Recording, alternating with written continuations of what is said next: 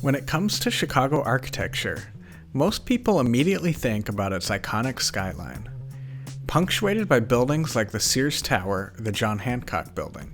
But the vast majority of Chicago is made up of residential neighborhoods, filled with humble but distinctive vernacular architecture, like 2 flats, 3 flats, workers' cottages, and of course, bungalows. The Chicago bungalow is by far the most common type of house in the city.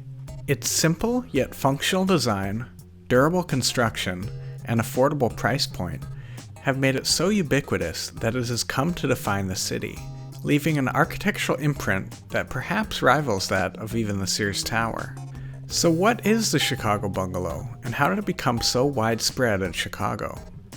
This is Built World, a channel about architecture, urban design, and infrastructure. And today, we're talking about bungalows in Chicago. If you live in Chicago, chances are you've been inside a bungalow. In fact, there are over 80,000 of them in the city, and most of them are located in a region called the Bungalow Belt. These neighborhoods were developed over a century ago, at a time when Chicago was booming. Chicago was little more than a remote outpost in the 1830s. But its population would explode to 2 million people by the turn of the century, and 3.4 million by 1930. Fueled by its rising status as one of the nation's foremost industrial hubs. And people migrated to the city en masse, seeking a path to the middle class through the city's many available industrial jobs. The influx of people put a strain on Chicago's existing inner-city neighborhoods, and in turn, new neighborhoods on the periphery of the city underwent a housing boom. This was further aided by technology like the streetcar and later the automobile that would make these areas more accessible than ever before.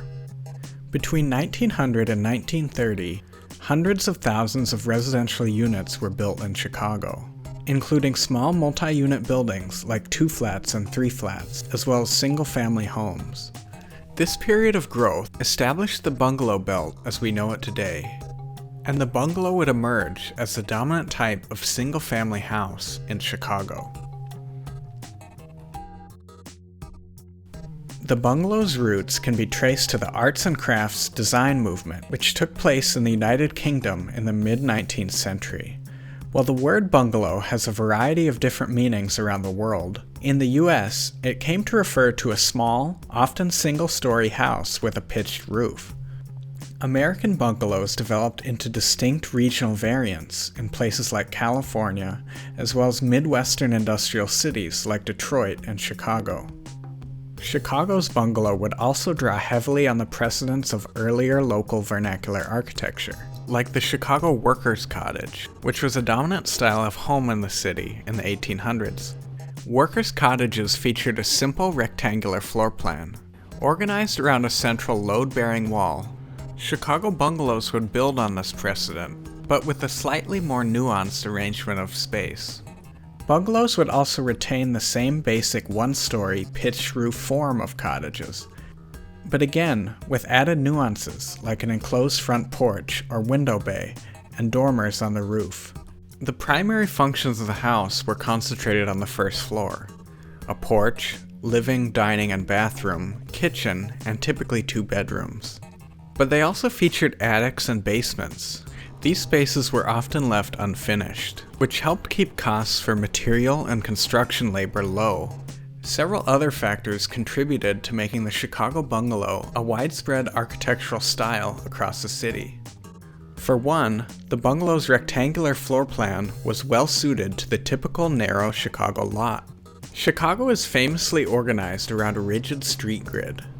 As the city grew in size, new land was subdivided to match this standard grid pattern, extending a uniform system of blocks and lot sizes across the city.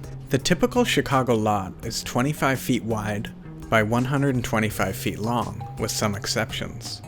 This meant that as the bungalow grew in popularity, its plans could be standardized, and ready-made bungalow designs could easily be replicated on similar lots across the city. Other factors, like mass production, contributed to the bungalow's popularity. Products like windows, doors, casework, and trim could be produced in factories. Other mass-produced products like plumbing fixtures, radiators, and boilers brought modern comforts at unprecedentedly low price points.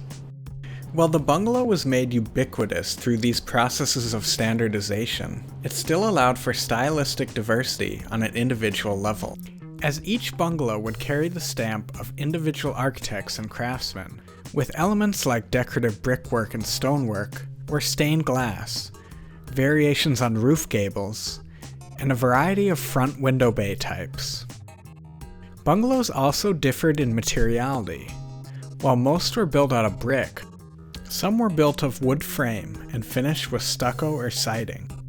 And even brick bungalows would vary in color based on the location the brick was quarried. Builders of bungalows harnessed the power of mass production and industrialization, while also maintaining a strong focus on craftsmanship. And the result was an architectural style that deeply resonated with people, and came to represent an entire city. After World War II, the popularity of bungalows would wane, yet the Chicago Bungalow has left an imprint on the city that continues to this day.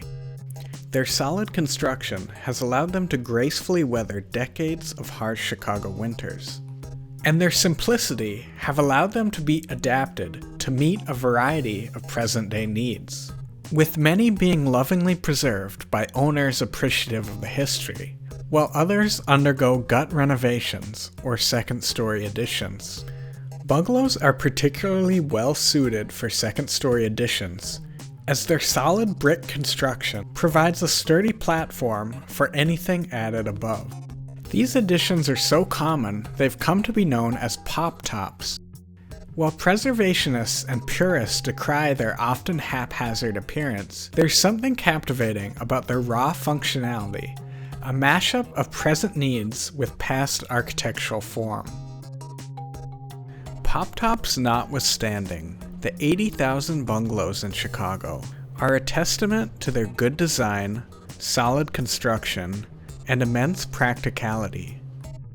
The bungalow is a sort of architectural bedrock for the city, a sturdy, practical building that has housed generations of Chicagoans, and will continue to do so for decades to come, amidst the ever-changing canvas of the city.